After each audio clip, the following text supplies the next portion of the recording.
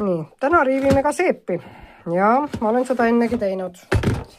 Näete, siin on seebi segusoodaga, mis ei ole veel kõige parem variant, mis mul tehtud on. Et ma olen teinud ka paremaid variante. Aga siin on niimoodi. Ma riivin 200 grammise seebitüki peeneks. Mul on peenem riiv täna. Eelmine kord ma ei leidnud oma riivi üles, mis on seebi riivimiseks sobiv. Ja sellepärast olid ka sellised suuremad seebitükid ja mis iganes. Seep peab olema täiesti kuiv. Nii. Ja mida kuivem, seda parem. Võib ka veel niimoodi, et ööseks panna see seep kuivama ajalehe peale ja veel peenestada teda niimoodi. Ja juurde võib pleki eemalduseks tavalist sapiga seepi riivida. See teeb siis 200 grammi majapidamisseepi, 90 grammi sapiseepi, ütleme, see on peaaegu 300 grammi tuleb siit välja. Ja milleks ta hea on siis? Ta on allergikutele ja lastele hea. Ja ei vaja isegi loputusvahendeid. Ja peseb suurepäraselt.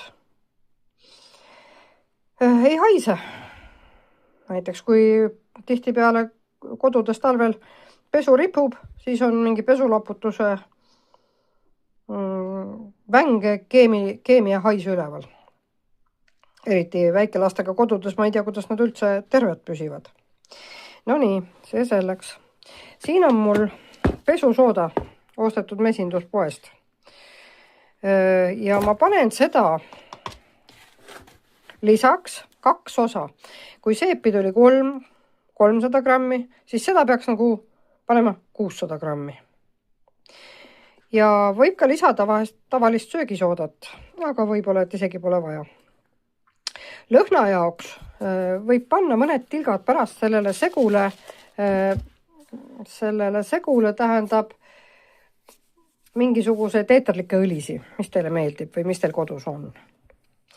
Ja siis on veel sellised variandid,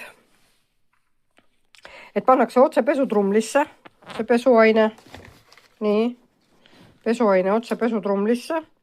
Või mina teen niimoodi, et mul on siin suuremad tükid jäänud. Järgmine partii tuleb parem. Panen kuskile nõusse, keevvesi peale, see hakkab kõik nagu oma ette keema. Ja siis selle keeduse, mis seep on juba natukene pehmenenud, tolle panen siis trumlisse. Head pesemist.